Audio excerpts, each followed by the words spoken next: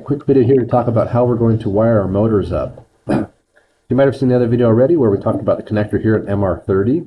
Okay, it's going to be hard to see, but if you look closely, there are 3 connectors in there, and they are basically bullet connectors just installed in a plastic housing.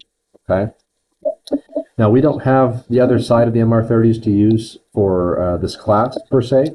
Unfortunately, just ended up happening that way, and these motors already ship with this connector. There's no point in us cutting it off. So what we have to do is use some bullet connectors on the other side of this to connect our motor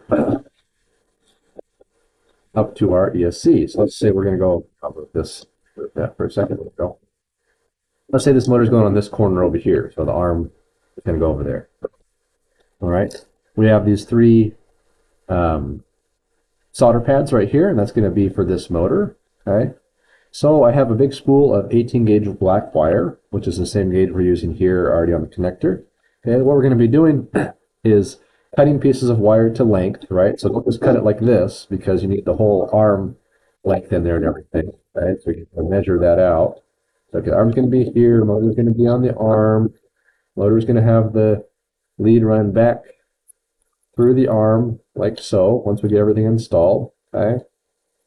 So you kind of measure out how long of a wire you need to have to go all the way from the ESC over here all the way to where that connector is inside the motor arm, right about here or so. All right, so once you have that length measured out, then you'll be able to tin and solder this end to the ESC, okay?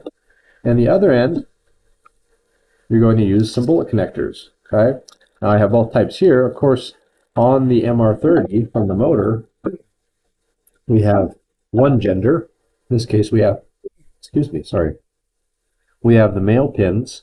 Okay, we're going to need to use the female bullet connectors. So not these ones here.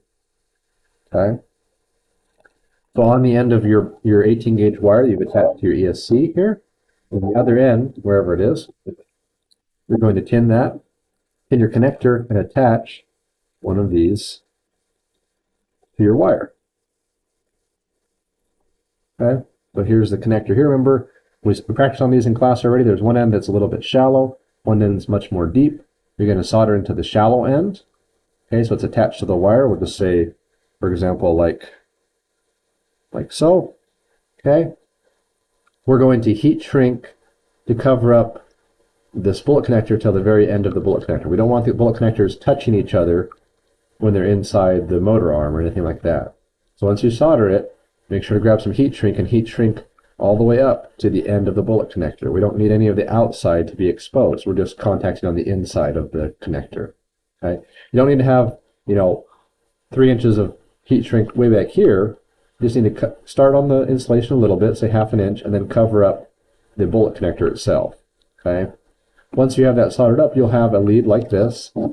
We have 3 of them per motor, and this will plug in right there into one of these pins. Okay, just like so. Remove that for a second. So we'd have 1, 2, 3. Okay, and that way we can power and control our motor. Right.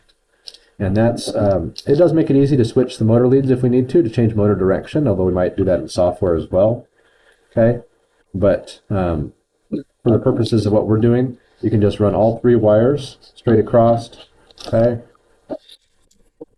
from the ESC.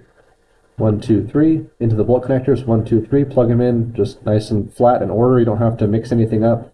We'll take a look at that as we move along through class.